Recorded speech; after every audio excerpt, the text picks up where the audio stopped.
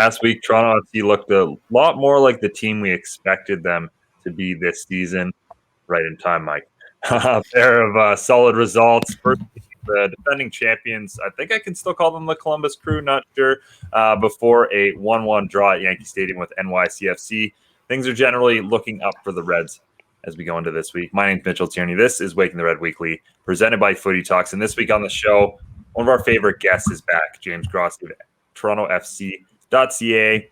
Will give us all his thoughts on the first part of the season for the Reds. We also have Jeffrey Pinesker and right in time, Michael Singh. How you doing, Mike? Hey, always trying to cut it close, but I was just hopping on with the guys at MLS Soccer with some of their Twitter spaces. So I think that means we're growing, gentlemen. I think they've seen our work here at Waking the Red Weekly. I think they like it, man. Well, maybe they haven't seen your work. They like what you're doing. I don't know. My invite must have got lost in my email. Well. Yeah, exactly. But yeah, let's get to our guest right here, James Grossi. How you doing, man? Always great to have you on. I'm doing all right, man. We're surviving lockdown number 3 that doesn't seem to end. But I mean, we got some soccer to watch. We got some soccer to talk about. So it's nice to see all you guys, and I'm looking forward to a good conversation today. Always love it when Grossi joins the show, man. Always such a treat for TFC fans. Mm-hmm. Absolutely. Well, let's start with a bit of a more general question, I guess. Talking about the past week, TFC picked up their first win of the season. They got a solid away draw as well. What were your thoughts on kind of what turned things around? Because things didn't look great through the first couple of games of the season. They had some struggles, and then this past week it just looked a lot better in general. Yeah, I think the thing that really stood out to me, and it's always a mix of factors that come together to see a team sort of find a little bit of form after a rough start. But the thing that really stood out to me against Columbus in the midweek game was the way that they struck the right balance between being that hyperactive pressing side that we've heard so much from Chris Armas about, and finding little moments to control the game in possession and to get their rest on the ball and to just sometimes the way I guess I would phrase it was they were stifling with their possession. Columbus is a good team. They're defending champs, whether we call them the Crew or not. They're expected to do big things this year, and Toronto managed to have such control of that game that we barely saw what Columbus was capable of. They were missing a couple of guys. They were a little bit short on the bench. But that was a dominant performance, the kind of performance we haven't seen from Toronto since late last year when they did it to the Crew again at the end of last season. So I look at how they're navigating that sort of the desire that they have to be that pressing team, and what that means we're not entirely clear on, but also using their skill set of being, this is a team that's really good with the ball, a team that can play around people, and a team that is smart enough to know when to pick their moments. And I think if you look at that Red Bull game, which I think was the real game that sort of got the alarms blaring for everybody, they were so disjointed and so unconnected, and that's always the risk when you go on with this is the wrong term, but I think it illustrates it properly, with mindless pressing, where you get disconnected from your teammates and the pitch ends up being 70 yards long, and Red Bull are just cutting through you like nothing. So how they strike that balance, Armas has said that he wanted them to rest in possession, and how much of it is foot on the gas and how much of it is controlling the game and choking the life out of the opponent. We're going to have to monitor that. We didn't see quite as much of a dominant level of control against NYCFC on the weekend, and part of that NYC's in form. You're playing on a little postage stamp. It's pretty hard to control anything, and everything's going a million miles an hour, and you turn and all of a sudden you're standing inside your own 6-yard box. So seeing how that sort of comes about, how that evolves, is something that I'm gonna be keeping my eye on. And in addition to finding that balance, I think just getting guys back, getting Josie back in the fold, and as much as he hasn't maybe contributed on the pitch as much as we'd like to see him, he's a really important guy to have around that team in terms of the leadership and the attitude and the vibes that he gives that group, especially when they're facing the situation they are, where they're so far away from home and never know what stadium they're going to be playing in. Yeah, well said there, James. And one of the questions that has come up, and you mentioned there, Yankee Stadium, how wild things can happen. We saw a pretty wild moment there with Alex Bono. Actually, probably a pretty wild couple of moments there with Alex Bono in net. I want to get your take on the goalkeeping situation early on, because obviously, 8, 9 games into the season, Toronto FC head coach Chris Armas has yet to give Quentin Westberg a look in net, and he's obviously been the team starter the past 2 seasons. What's your take on the goalkeeping situation there?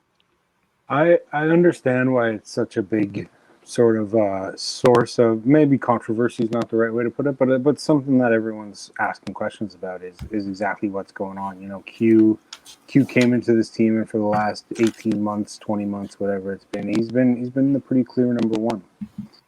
And I think the thing that sort of puts me off about reading too much into this is that we don't know an awful lot about what's going on behind the scenes. You know, we got word that Q was late reporting for camp, and that's sort of a no-no when it comes to your team and to what that means and what the internal dressing room rules are in terms of you know, how you make amends for that. And then what I would say is the games have come pretty thick and fast for TFC. There hasn't been a lot of time to adjust, to make the changes that maybe you will make. And you know, for Chris Armas to say this is a team that I thought is playing relatively well with Alex in the back, do we want to make that change right now just for the sake of making that change? You know, Alex is I think the game on the weekend was pretty instrumental for what we can expect from Alex. You know, he's going to make the occasional error. Every player does. You know, some especially when you're a goalkeeper, your mistakes are pretty magnified.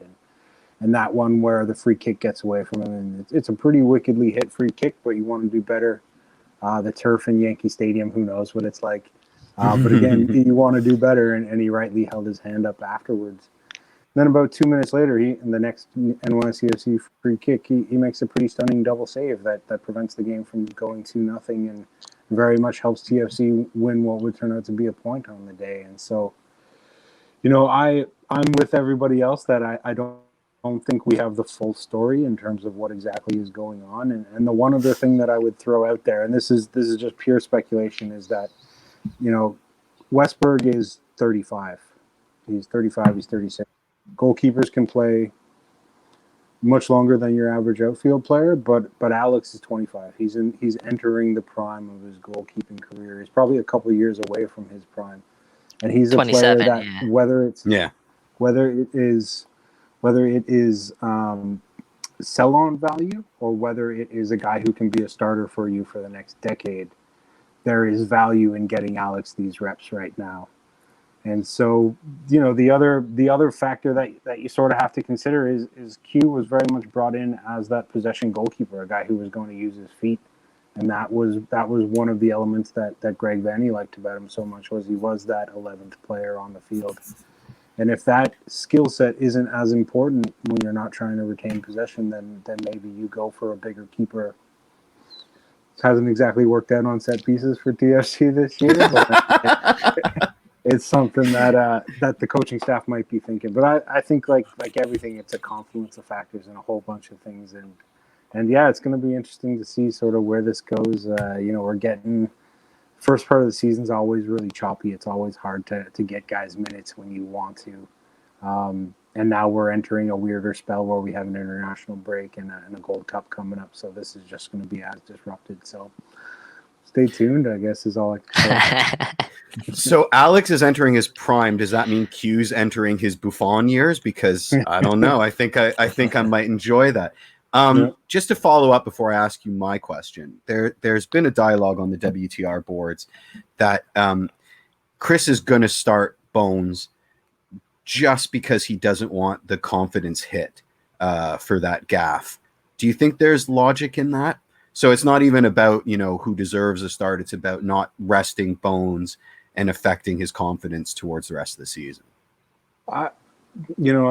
That's always a factor that you'd probably have to consider. But I think Alex isn't a young keeper anymore. You know, he'll have experienced the highs and lows that this game sort of gives you. He's in his, 5th or 6th season with TFC. So he's a professional now. He understands that, you know, if his coach and his goalkeeping coach come up to him and tell him that, look, you're off this week, we need to get this other guy a rep, he understands that. He's been on the other side of that deal, you know? Okay.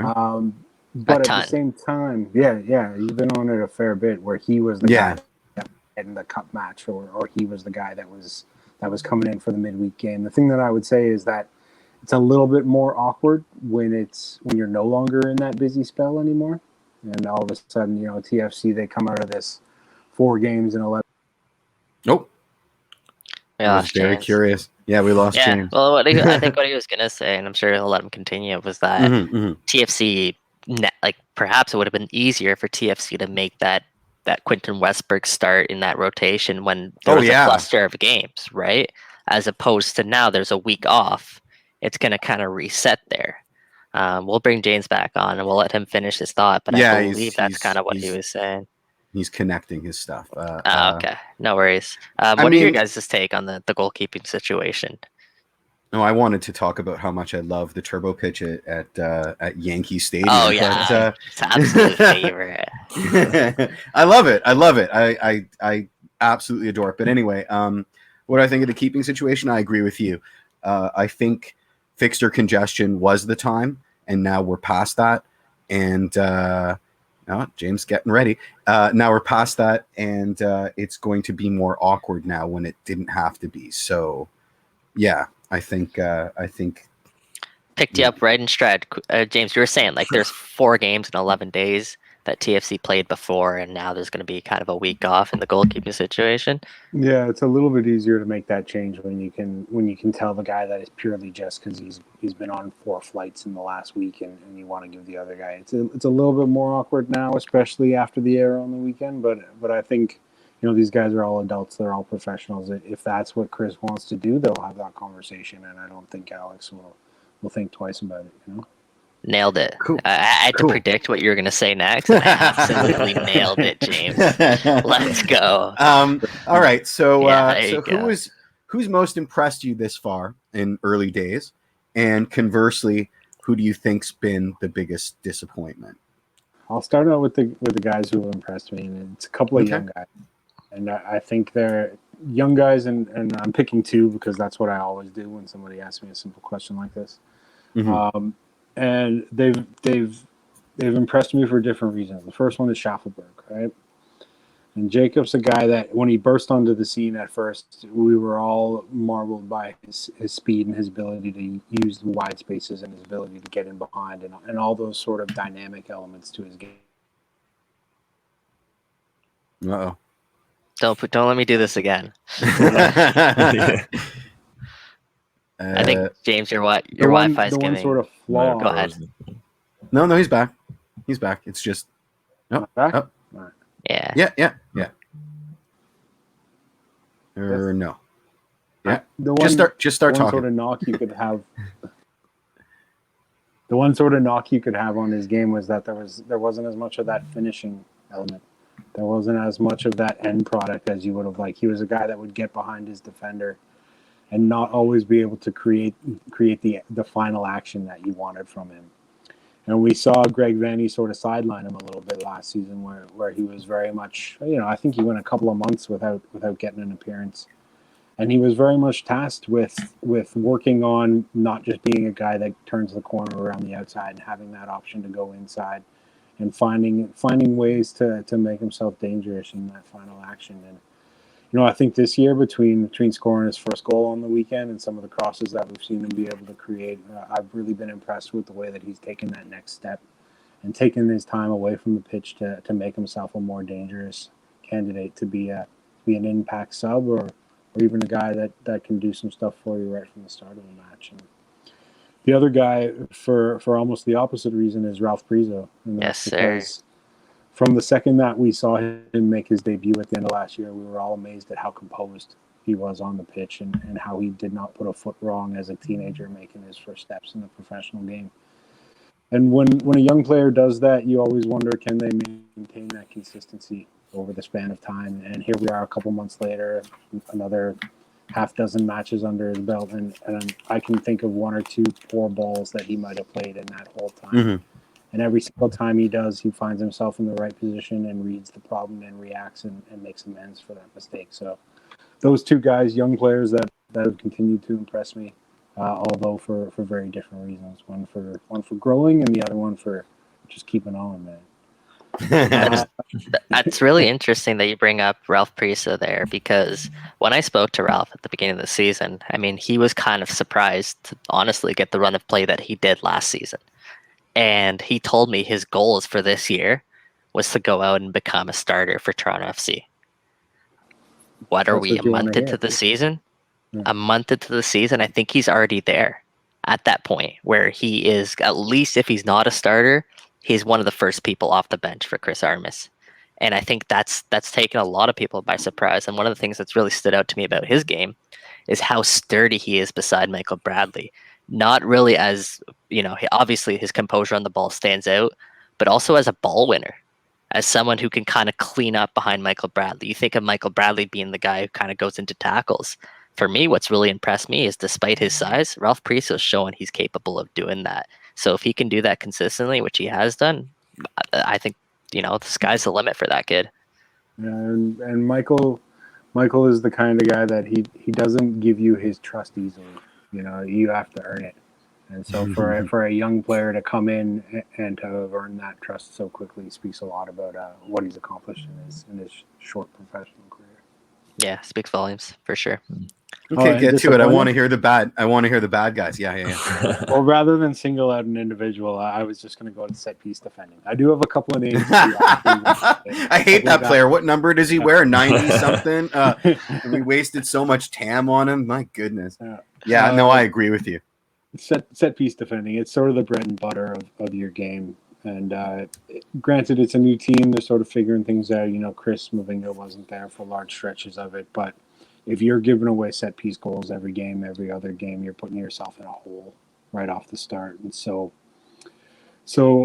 cleaning that up is definitely one. If you want some specific ones, I look at Josie and I still see so much potential in what he can be on this pitch. And we see flashes of it. That shot that he put off the bar. Oh my God! the way that he's, he has this reputation for being a big physical guy, but he is such a silky footballer when he's feeling it.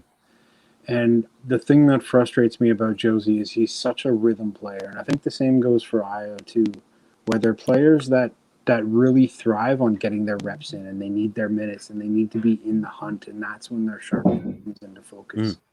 And neither one of them has been ready to go right from the start here, which is, when you have Champions League, when you have matches, having one or both of those guys firing on all four could have made all the difference, and we could be talking about TFC in the Champions League semifinal come August. So that's been a little bit of disappointment.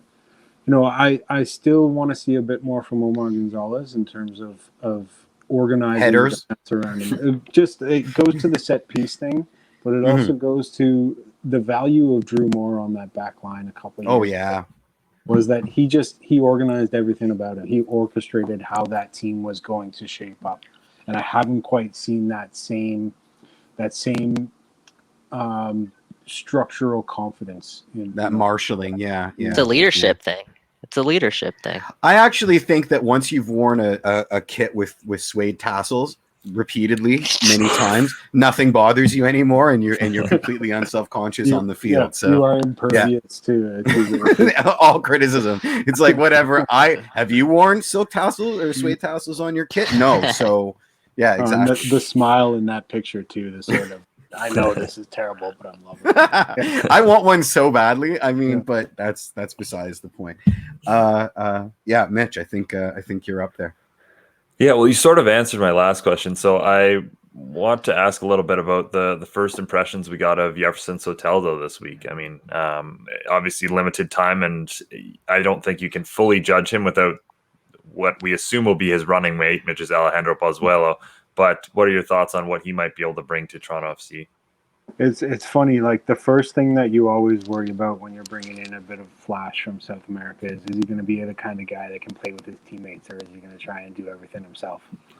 And my thoughts on Soteldo after seeing him in 3 appearances is I wish he tried to do a little bit more by himself. There was one play in particular against NYCFC where he was in down there. Yeah, and he laid it off for Bradley of all people. He cuts onto his right foot and Yeah. rolls it to Michael Bradley. Like, Yeah. buddy, I just want to see you bury that. I don't even care if you miss. I want to see. I want to get a feel for how dangerous you can be when you're in those positions. And so I think part of that is just, he's in a new place, he's learning a new language, he's ingratiating himself and integrating himself with his teammates. And so you don't want to be too much of a ball hog, but I'd like to see him do that a little bit more. And to be fair to him, like his cameo against, was it Red Bull that he came on for that first? Yeah. That Let's forget about that. Yeah. He was triple manned every time he got near the ball. It was I'm desperate to see what he will look like when this. Nope. Desperate to see what he'll look like when this team. It's Mad Libs. It's Mad Libs. Everybody gets a guess. I'm desperate to see what this team looks like when I've had pizza for lunch. That's my guess. I think I'm wrong. Mitch, you get one. I mean, I would assume it's Alejandro Pozuelo back. Well, at least that's what I'm most interested to see what this team will look like. All right. You want to make it interesting? Because I think I win, but we'll find out. All right, well, you got to say your thing. You can't just win without saying. I said I'm desperate to see what this team looks like after I've had pizza for lunch. I'm willing to die on that hill. Totally think Jeff nailed that. Totally think. All right, what were you going to say, James? We have a bet going. Was it I'm desperate to see what this team looks like after I've had pizza for lunch? Wow, that's crazy. For sure. That's no, that is definitely not what I was going to say. Oh, damn. I'm desperate to see what he looks like when this team is actually firing on all cylinders, and when we have Pozuelo in the middle of the pitch, and you have, Josie out there, or Ayo out there, or whatever it is. Like, I have no idea what this team's going to actually look like when it comes to what their starting 11 will be when everyone's available. But to see him really, really pushing the game forward, I think it's going to fit really nicely with what Armas is trying to do in terms of making this a much more aggressive side when it comes to looking for goals. Yeah, and James, I think, Oh, sorry. I was gonna say, I think teams now are sort of game planning around the fact that Soteldo is, on this team. We've seen double teams thrown at him when he first came on against the Red Bulls. Triple teams thrown at him. So he opens up spaces for other people. So when you have someone like a Soteldo or a Josie that's going, I mean, if Soteldo Pozuelo, if Pozuelo's on the pitch with Josie and then Soteldo's still going, I think it's going to open up a lot more space on the field, and I don't think scoring is going to be an issue for this club. Jeff, I'll throw it back to you there for your question. I think Luke and especially Caldwell are going to have a really difficult time with passing plays between Soteldo and Pozuelo. Now that I think about it, there's a lot of vowels in there. He's gone again. What was your question going to be? Good too. Well, first I was going to jump on him for talking about wanting to see the team when they're at full strength, and I was going to nail him and say, "Is that ever going to happen? Do you think in our lifetimes?" But the second, play the hits, Jeff. The second question was, and this is a good one. If it's too early to give Armas any grade, why is MLS HQ proclaiming Greg Vanney the second coming of the Messiah? And also, can we trade for Victor Vasquez immediately? That was my question. Did you get that, James? Or I'll throw it again. I said, if it's too early to give Armas any grade, why is MLS HQ building statues in bronze of Greg Vanney outside of their offices in New York? Do you want me to talk about why it's too early to grade Armas, or why Vanney is wrong? You can talk about whatever you want, buddy. That's the benefit of a good question. It just allows you to, yeah. I'll start with the Vanney thing, I guess, because that's a little more simple, and then I'll tell you why I'm not sort of worried too much about what's going on in Toronto recently. And sorry, by the way, about losing connection. Dude, it is fine. We're just happy to speak to you. Like, honestly, James, we had D-Ro on here. You definitely can't get worse than that. Okay, you're good. Yeah. I think he's actually bad. Maybe I just can't make him laugh too hard. Well, if he laughs too hard, his connection just goes out. No more cracking jokes. No more cracking jokes. I think he needs to reconnect. But it's a good screen cap. It's like a great screen cap. It's like, what are you gonna say? I need to know. Yep, Oh, there we go. he's going vertical Nice. now. Yeah, he's going. Wow, this is fantastic. How We many are going phones full does D-Rock. James Grossi? I brought up my old Nokia. This is great. Oh man. So Let's. Mhm. yeah, Jeff. Well, we got a question let from me- Will here. Okay, go ahead. Go. Perfect. Let's bring Will on. How dangerous do TFC set pieces look now with Soteldo? That's taking such them? a good shout. That is such a good show because we were talking on the show a bit earlier about how Michael Bradley was the one taking free kicks for this team. We're like, yeah, that's not ideal. And then you see Jefferson Soteldo, first time he gets a chance, he whips in the most gorgeous ball. I'm like, whoa, this can still happen in MLS. MLS players can still kind of play balls like this. This is possible. Yeah. And he reinstilled kind of hope there in Toronto FC set pieces, at least from an offensive standpoint. And I want to see him line one up from about 20 yards out, and I want to see what that looks like now. But let's throw it back to He's back. James, He's going to talk about LA Galaxy. Let's go. Oh, just to hit on that, between the set pieces and Soteldo's ability to pick a ball to the back post, it's been fantastic.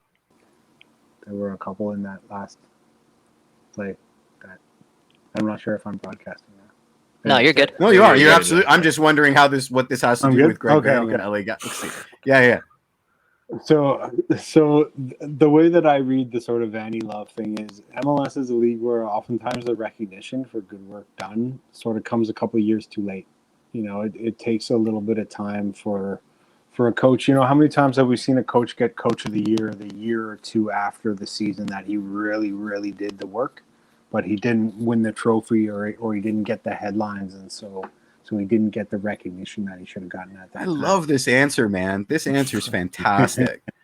So I think there's an element of that. You know, Vanny's really, really the real ground moving stuff that he did with TFC was 2016 and 2017. You know, and you don't sort of at the end of the regular season in 2017, you don't necessarily. I forget which year he won Coach of the Year, so I'm not sure if I'm 2017, I was it believe. 2017 or was it 20? Well, it certainly wasn't 2018. So. It definitely wasn't 2018, James. So I think 2016 was the year where he really got the team turned around, and they got the fruits of that labor in 2017, and you end up winning the Coach of the Year award that year. So I think that's sort of what I'm saying. It's a job where it doesn't really, the work that you do doesn't really map onto a calendar neatly in terms of seasons. And so we've seen it a couple times in MLS where a coach gets the recognition well after, and then that recognition sticks with you for a little while. And I think when it comes to the Galaxy, you know, the last couple of years have been pretty dark for one of the super clubs here in MLS, and Chicharito was perhaps one of the biggest recent imports to come in, especially after the success that Carlos Vela had and the importance of the Mexican market to MLS. And so for Vanny to come into that club and a couple weeks into the year already sort of have them looking like a different prospect entirely, I think both he should be applauded for that, and it fits with what, you know, back in the day, the New York Red Bulls LA Galaxy game was the big Sunday night feature game for this league. And so having those two teams, having the Galaxy in particular be one of the teams that's in contention and something that people are talking about is generally important. You know, it makes the LA Derby all that much more interesting, and you know, Greg has done he's done good work there. I'm not sure how sustainable it is. You know, we'll sort of have to see how the season goes on. It takes a good 18 months, 2 years before you can really turn a roster over and start having it be your team as opposed to the group of players that were on site when you got there. And so how this continues will be fascinating to watch. And you know, or you just bring former Barcelona man Victor Vasquez and he solves all your problems for you by being the best. Yes. Yeah, yes, he's amazing. He's amazing, and I miss him so much. But he is, yeah. And what I would say is, yeah, it's a little bit sad seeing him play his trade somewhere else in the league. But you know, I always think that some of the magic of any relationship is all about the time and the place. Yeah. And so he was the right piece for TFC at that time, much the way that Benoit Cheru was the right piece for that team at that time and place. And I don't know if he had come back if it would have had that same magic. And so it's probably better to just, you know, enjoy enjoy seeing him do his thing from afar, and watch him bring the professionalism and the attitude and the general joie de vivre that we appreciate from him to a new side while he's still able. Victor Vasquez playing pressing football, not exactly something. Well, he won't. He wouldn't. That's the thing. He just pass dimes and be like, somebody else can run. I don't have a back anymore, but they would be beautiful, perfect passes. So, I mean, no, I can't complain.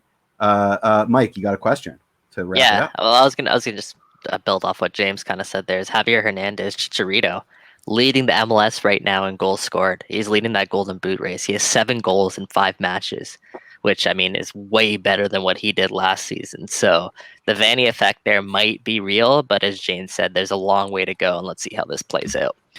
Circling us back to Toronto FC, one of the more unheralded players. I know you kind of touched on him earlier, but in my opinion, he kind of gets it's unspoken. It's Chris Mavinga and what he can do at the back for Toronto FC. How much has he grown as a player since he arrived here? I think it was 2017. Yeah, I don't know how much he's grown as a player in terms of, I think he always had this in his wheelhouse. This is a guy that was at Liverpool when he was a teenager. He came up at PSG. I think what we've seen from Chris is That was too early for me. Like, we've seen a lot from Chris, you know. That was too vague. What we haven't seen from Chris is the double dragon karate kicks anymore. Which is good. Yeah. Let me throw that back around at you guys, though. Mm-hmm. Mitch, what do you think of Chris Mavinga's game so far, and how important is he to this Toronto FC team? I think it's pretty clear he's vitally important to everything they do on that back line. I mean, I don't think obviously he hasn't grown as in a big way as a player in terms of, as James said, he has all those abilities, but his knowledge of MLS has definitely grown, and his ability to work within whatever system you play him in has definitely grown. So I think from that perspective, especially this year, we've seen a lot of good stuff from him. Yeah, I'll let James finish off there, James. We were on such a good run. I thought we had it. We were going, man. We were going. I've been sitting on my hands because, just when you think it's good, that's when. Chris is, I think what we've seen is a maturation process and a willingness and an ability to be consistent. He's a guy that the first little while we weren't quite sure what we were going to get from him, but we saw all of those physical attributes. And now you sort of know that if he's out there, TFC can take a few more chances than they could otherwise. He's going to be alert to the danger, and he's got that blistering pace to make up the difference and to end plays. And I forget who it was that created the nickname for him, but somebody was calling him the Magic Eraser. It might have been Greg Van Nistelrooy.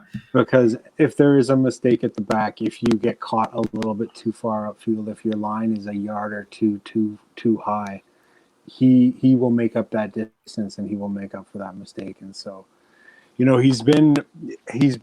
I think, I sometimes feel like there are certain players that we don't do a good enough job of covering in terms of our ability to speak to them and get to know them particularly well. Chris is one of those guys who I think between his sort of general quietness and his sort of his sort of reticence to I'm still trying to figure out what the word reticence means. Reluctance. Reluctance. There you go. I was gonna say that's a tough one for me to pick up on, but I think I agree with James there. Is that what I think Thunder doesn't really agree with me there in the chat is he says people have been giving him the love, but I think at least on our show, like, he's a little unheralded. And James, Mike, let him finish. Let him finish. He's definitely unheralded. I think there's a couple of guys that we don't do a great job of covering. Chris is very soft-spoken. His English is good, but I don't think he I'll tell you guys a story of the first time I interviewed Chris. This was back right in preseason when he joined the team. And he'd spent time in England, so you knew that he spoke English, but he insisted on Clement Simonin being the translator for our conversation, just so he could be sure that he fully understood everything. And when you speak to somebody whose English is unknown, you can tell if they understand enough to know what your question is before they get it translated back to you. You can sort of get a hint of how much they're leaning on the translator as a crutch and how much they actually really need it. And so Chris he's one of those guys that I don't think we've done a great job of telling his story. But I also think part of it is he doesn't want to be in the headlines. He just wants to come in and do his job and be happy being part of a team, you know. I think Aro is another one of those guys who we don't necessarily do a great job of getting behind things with, and you know, I think Erickson Gallardo has been riding a very unfortunate series of events since arriving to this team. Very unfortunate. Yeah, he just can't catch a break, and so, you know, those are guys that fascinate me because, you know, you don't come up in this football world without having some stories and having some tales to tell and having some insight into the way the world is, not just the way the games are. So that's sort of what I always kick myself to try and do more, is to try and make those guys talk to me. But as everyone here knows, it's hard to get people to open up to you if they don't necessarily want to. Open with Drake lyrics, and I'm sure you'll have like a 4-hour conversation with Chris Mavinga to talk about Drake lyrics and cryptic social media posts, and then I think you're good to go. Yeah. All right, James, we'll let you go for real this time. Thanks so much for bearing through the technical difficulties, and always great to chat with you, man. Always great to chat Appreciate with it, you, James. James. So appreciate it. And we'll see you next time, buddy. I'm sure he meant to say goodbye, but the internet is a harsh mistress. All right. Where do you want to go next, Mitchell? Let's talk about the new guys, because we did see a couple for Toronto FC this week make their debut. I mean, I think Dom Dwyer actually signed in between the time we recorded the last show and already made his debut. We saw Jefferson Soteldo, as we talked a little bit with James, and we saw Kamar Lawrence as well. I thought the set piece thing you guys were talking about was interesting, just to pick up on that a little bit, because, you know, again, we haven't seen, it's been a couple of years now. I know Pozuelo is decent at them. There's a couple of guys who are okay at them on Toronto FC, but and we're never going to get back to the Javinko level, but like there was a time when teams would argue fouls like just outside of the box as vehemently as they'd argue penalties against Toronto FC, because they knew what was going to happen. They knew Javinko was going to step up and whack it in the top corner. So, I mean, having that pause back in defenders where they are a little concerned to foul Toronto FC players around the box, just that split second, like, ooh, should I really do this? Will make all the difference. So I think that's one of the just small ways that a guy like Jefferson Soteldo could really benefit Toronto FC. Yeah, free kicks are a very important part of this game. Also corner kicks. I think did TFC score off a corner kick, I believe? If I'm not mistaken, I believe they scored off a corner kick. Yeah, against Columbus. I mean, I don't know if you could really call it.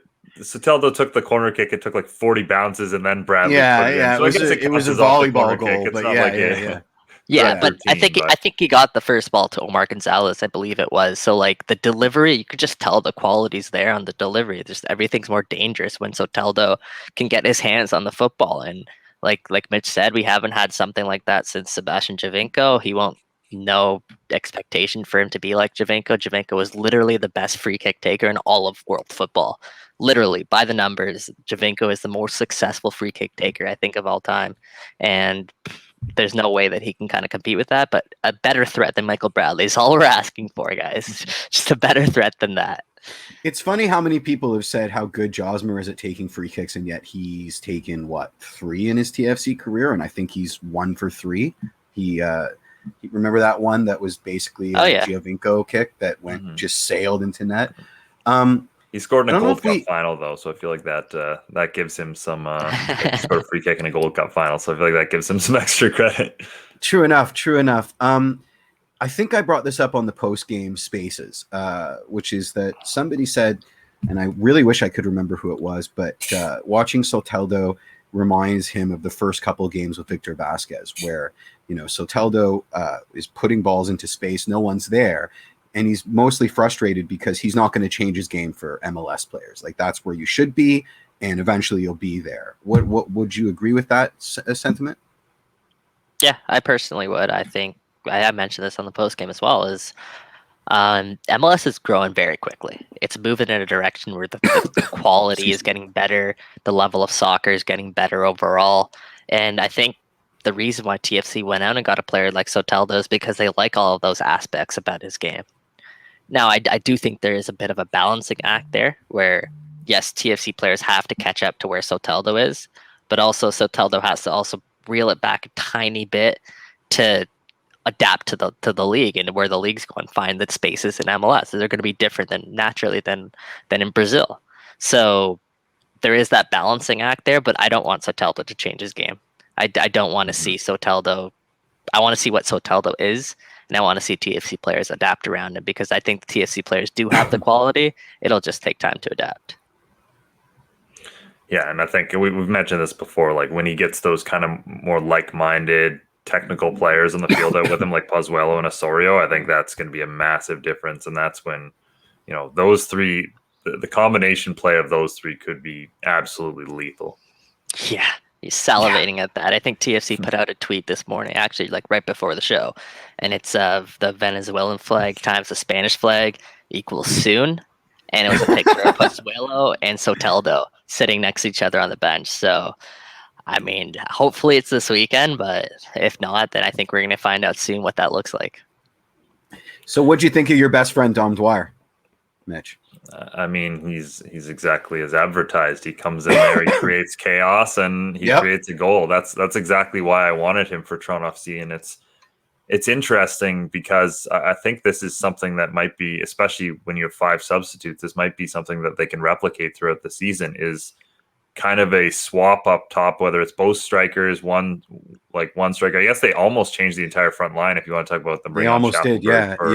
Soteldo as well. Like, you wear down a team in a pressing system for the entire game, and then you can bring on another wave of guys who are going to do that again. And we've talked about Schaffelberg and the energy he brings. One of them might kill you. Yeah, exactly. Yeah, I mean, Dwyer is one of those perfect guys of playing the game on the edge and like really ticking off defenders without crossing it. He only has 2 red cards in his entire MLS career. That's impossible. That's impossible. Yeah, no, it's true. It's true. I looked it up.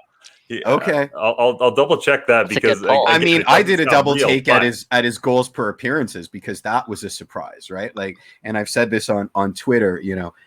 People are like, "Oh, Dwyer's going to be an excellent third string striker. He's got more goals per appearances than anybody else on the team." Instantly when he walked on, and I thought that was impressive. But is that true? He has more goals per appearances. He's got more goals than Josmer. He's got more goals. Yeah. But per appearances, I think Josie's had a shorter MLS I think career. In all competitions, he's got more, or it certainly was a number that I wasn't expecting. So Dom Dwyer definitely has more goals than Josie. He has the most goals on Toronto FC, most MLS goals. He was drafted in MLS, so he has been an MLS lifer. So like goals per game, I'm not sure if that's still better than Josie. It could be, very well be. Okay, but I might lean towards Josie Altidore there because Josie's only played with Toronto since 2015. So I think he has a shorter span there. But regardless, he's a goal scoring threat.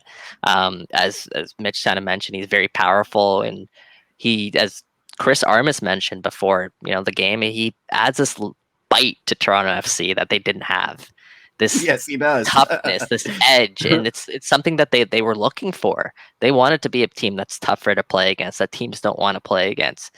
And Dom Dwyer is that type of player. He's a guy that other teams don't want to go up against. He's a guy who, if he's chasing you down in the corner, you don't want to go into that corner with Dom Dwyer because you're going to get nudged, you're going to get kicked, you're going to get clipped, whatever it is. He just makes it tougher to play against. And to have a weapon like that off the bench, that's a luxury for Toronto FC.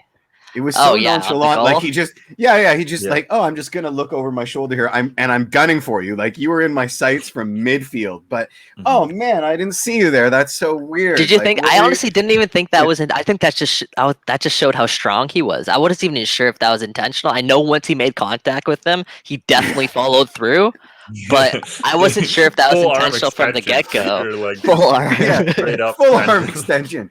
I mean, he's probably wearing brass knuckles too. Like, let's be honest. But like, I got Thunder in here in the chat saying he's TFC's Darcy Tucker. That's a good shout. That is a very, very good shout. Just because the Buds and Habs are going at it on Thursday, that's a great shout for that. That is a great TFC's Darcy Tucker. Great shout. I'm impressed. I mean, listen, he brought something to those substitutions that made everything click. Enough people have said that Schaffel goal doesn't happen without him eliminating one of the guys, perhaps permanently. but you know, it's going to take some getting used to having that kind of a thug that we're cheering for. I know Mitch is already over it, and his shirt's in the mail, but you know, it is a bit of counterintuitive to, you know, we want a family man who's all about character, and then, well, let's bring in Dom Dwyer because he eats family men that are all about character for breakfast.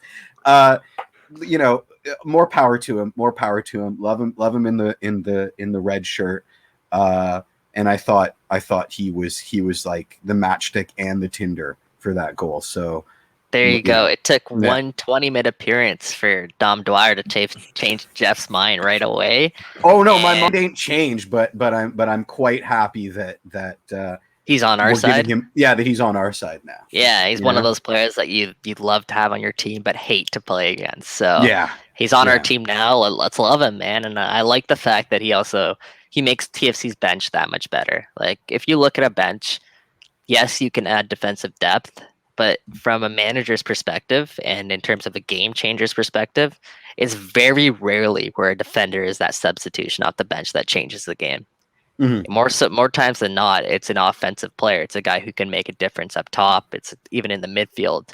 So it makes that overall bench that much stronger and more appealing to at least a fan perspective of guys you can bring in the game and change the pace of the game, the way the game's going. So in terms of that aspect, I love the fact that we added Dwyer. And I love the interchangeability. There's no reason to suggest that he's going to be our BWP, like late vintage BWP. He might get some starts, and that means Josie and Io are late period BWP equivalent, or Ilsino, or whatever the case may be, because he's going to start. I mean, I can't imagine he'll be happy being a bench player for the duration of the season. Yeah, and that's what Armis said, is that he did come over to start. He is going to get starts. Best Toronto FC lineup going out, though, I don't think that necessarily includes Dom Dwyer right now. But it also, another point to make on this is we don't know how this team's going to set up moving forward. Right now, I think it's pretty clear that they want to play with one striker, but Armis has talked about the fact that they might go to two strikers when Pozuelo's back and give Pozuelo an option to either go left to, you know, an Io Akinola or right to Josie Altidore. Right? Think about the possibility. You know, we know what Pozuelo can do when he has one striker ahead of him to play a ball through. Think about the possibility now of Pozuelo having two strikers to play in. I think that's sort of what people are kind of drooling over there at Toronto FC, and I want to see what that looks like. I want to see this team's identity moving forward, because I really don't think we're there yet. Nope. Nope, we ain't. Yeah, that'll be interesting too, because I wonder how that will change Bradley's role in terms of, he's been kind of that more advanced midfielder behind the strikers this year. So I wonder if he goes back to his old ways, or if they completely reshuffle things, because they've seemed pretty set on some sort of a 4-4-2 type system so far this season. So we'll see what happens there. Definitely interesting. Thoughts on Kamar Lawrence finally? Thank you. Yeah, you read my mind, because I think he definitely deserves a shout out. I mean, I don't think he's done anything overly flashy or anything to the same degree of Dwyer and you know, Soteldo, but that's not what you're fully bringing him in for. And I think he's added some calmness to that back line. Stability. Yeah, there's a lot of stability there from Kamar Lawrence. He isn't necessarily, as Mitch said, the flashiest player. He isn't necessarily that exciting moving forward, but he is sturdy defensively. We saw a couple times he was just in the right position at the right time, picking out passes, and I feel more comfortable, at least from a fan perspective, watching Toronto FC when Kamar Lawrence is in that back line, especially when you're defending at the edge of your own box, because he's positionally sound and he's defensively sound. I think he's also very strong, and kind of similar to Dom Dwyer, he does bring a little bit of an element of a bite to this TFC team. And I like the signing overall. I think it's something that TFC were lacking. When you look at Richie Laray and you look at Aro, they're both very, very, very good players, not taking anything away from them, but just strictly looking at the defensive side of the ball, I think Kamar Lawrence is better than both of those guys defensively. So I think that's what he sort of brings to this team, is just some stability at the back. And when you have question marks there at your center back position, you need that stability there in the back line wherever you can get it. So very good pickup for Kamar Lawrence, and I want to see what he looks like moving forward too. Yeah. We'll see him in a more attacking role as well. I think as certain things are tweaked, but I like the idea of now you can have Richie push up on that right side, Love and then that. have sort of go to a back three because you already have the attacking options on the left side. So it brings just more balance in general and allows the team to play a little bit safer defensively and still allow Richie to do what he does best on the flank. Yeah, I still think their best lineup at the back there includes all of Kamar Lawrence, Oro, and Richie Larea. With Richie Larea obviously being pushed up there into that right winger kind of position. I want to see what that looks like because, we know what Richie can do offensively when he's kind of releases the leash off of Richie. So like that. So I think that's what I'll say there. What did we think of Oro Jr. as central defensive midfielder? Or sorry, wasn't he a cam? Was he a cam or a CDM? He was just playing central midfielder, I guess. No real No. role of it. That was an interesting one. I thought he did actually a pretty good job. I know Richie, you want that attack on the flank. I still would have liked to see Richie Larea there because I think he has a little bit more in terms of just his ability in tight spaces than Aro, but.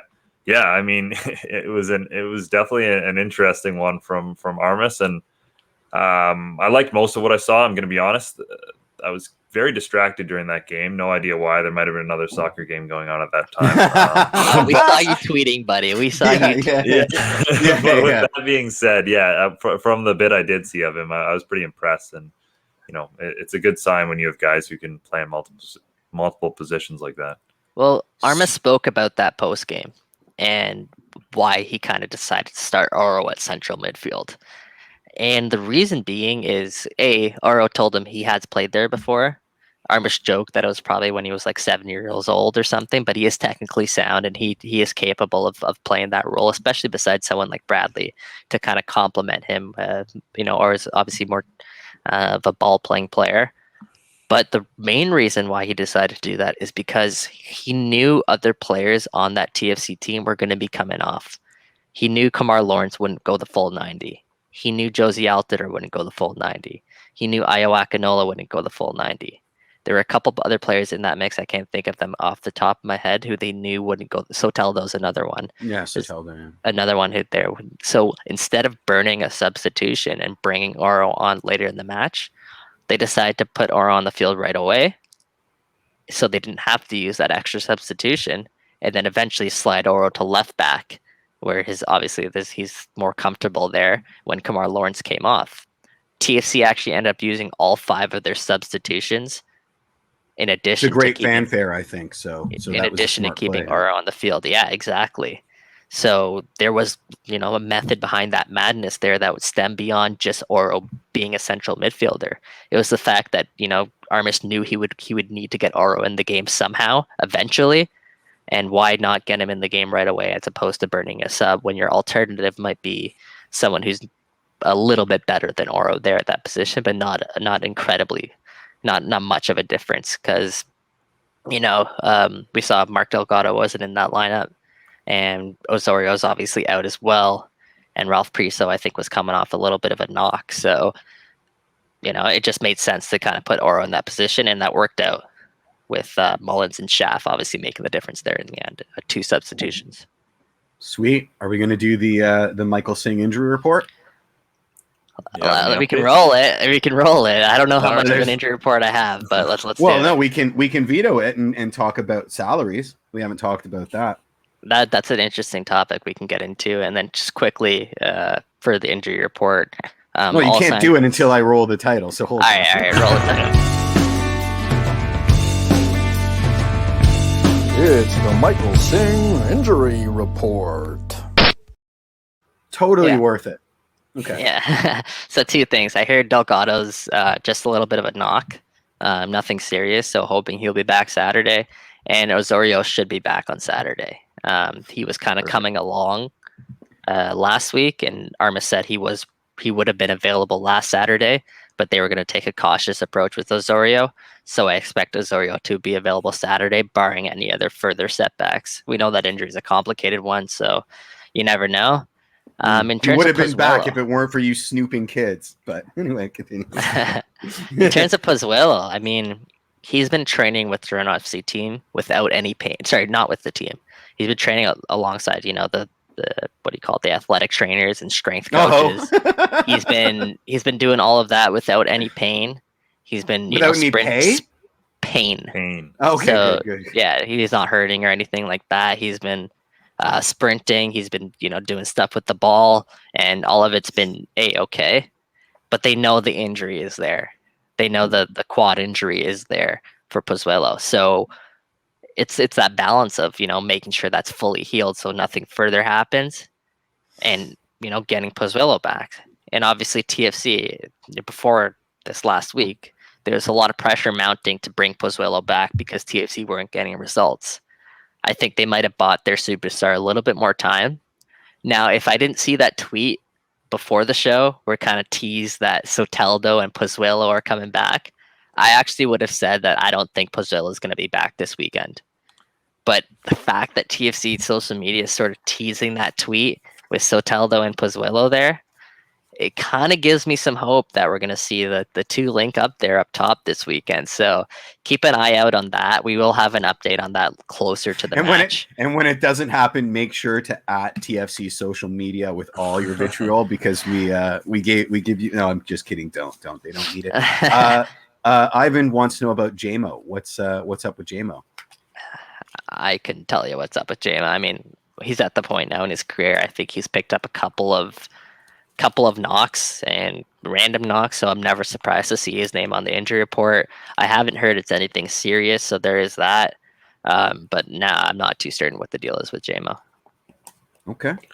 All right. Well, let's finish up quickly with the fact that we can finally find out how much Toronto FC players are paid in this weird MLS landscape that we live in. We find out maybe twice a year at best, but we did so this past week. Toronto FC remain the second highest spending team in Major League Soccer. Oh no, they're the highest. They're the highest because this list was put out before Soteldo. Oh, he was Lawrence. Getting there. He was getting there. Sorry. I was, yeah. Thanks. Look at that face. He's so mad at me. But yeah, Inter Miami are up there as well, which again kind of always makes it funny when Toronto FC fans, talk about the cheap ownership, that sort of thing. That's a tired storyline. There's a couple that stick. That one is definitely tired. But Alejandro Pozuelo, fourth highest paid player in MLS behind Vela, Chicharito, and Gonzalo Higuain.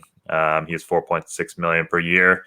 Any other numbers that stand out to you guys? I think certainly Richie's salary is probably one of them. Oh yeah, I tweeted that. Jeff, go ahead.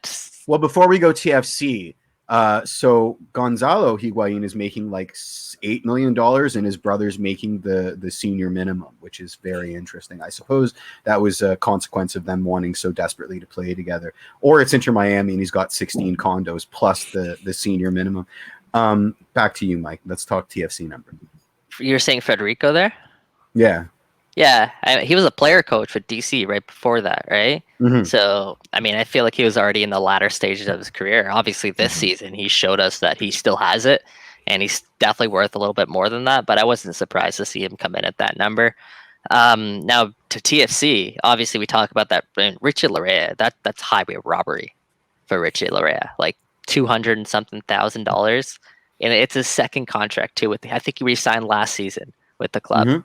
And when you look at some of the numbers that some other guys are making there, and you think about where Richie Larea ranks in terms of significance to this squad and impact that he can make on this squad, again, highway robbery. He's not even in the top 10 of TFC salaries. And I think context is key here. His first deal when he came to us, like with nothing. Oh, he walked on. Senior minimum. So, and that was For about sure. $55K back then. So what's he making now? $300K? Like That's 250, 225. Okay, well, yeah, and bonuses are included in this too. So I mean, it is a steal, absolutely. But when you look at it based on the last contract, it's a rather monumentous increase. They're not going to be Relatively, I guess. Yeah, relatively. I mean, it was the same thing with Frazier. Somebody was saying, looking at the difference between, say, I'm just gonna pull it out of ether, but Priesio's deal to versus Liam's deal. The context, of course, is Liam's deal is from a the league is changing so quickly, and the pay is going up. But this is a contract that ridiculously Laurea signed last season. Mhm. Like literally, Laurea was already making that impact last season. He finished 5th in Defender of the Year voting, 6th in Defender of the Year voting.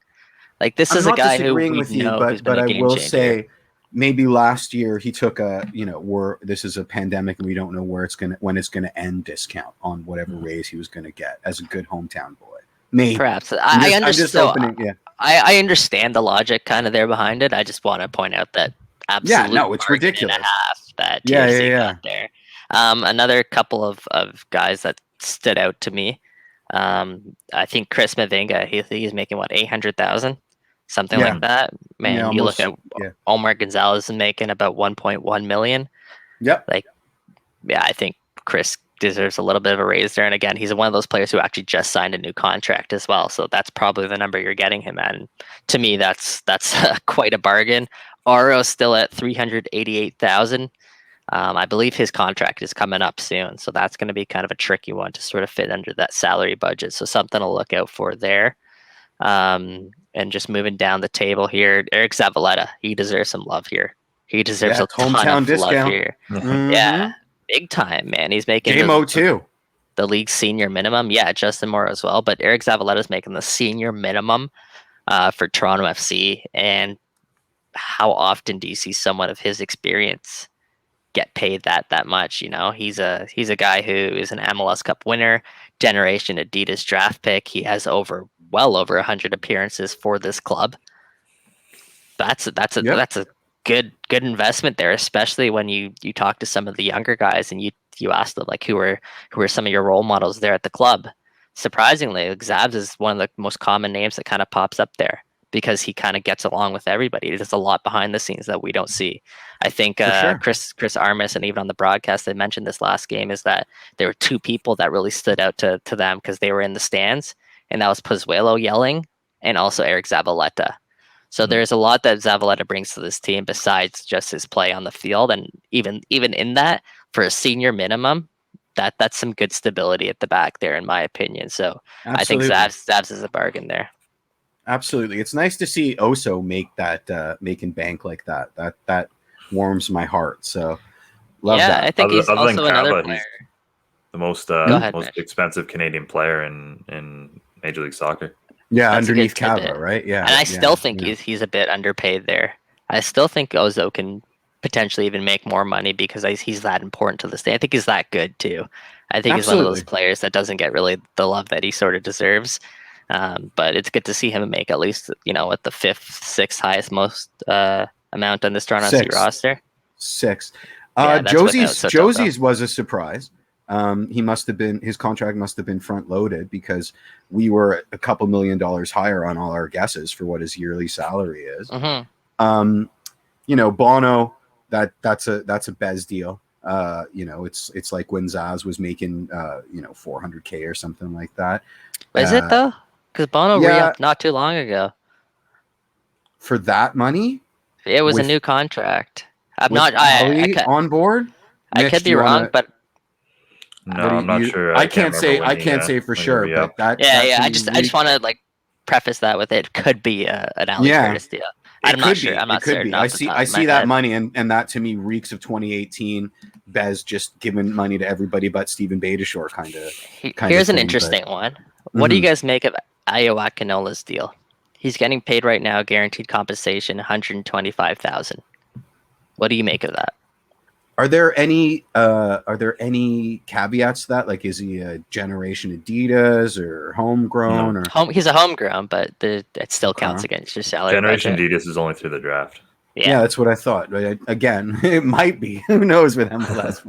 But what is he making? Like 100,000 and change? 125,000. Yeah. I mean, that's some good value there. That's some good value. Absolutely.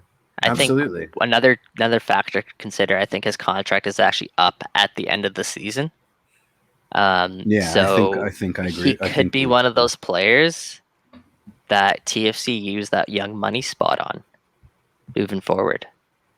We only get Because one, right? They Or only two? get one, right? Well, one right now, and then you have to think about, 2 steps ahead. Is in at the end of 2022, Josie Altidor's contract is up.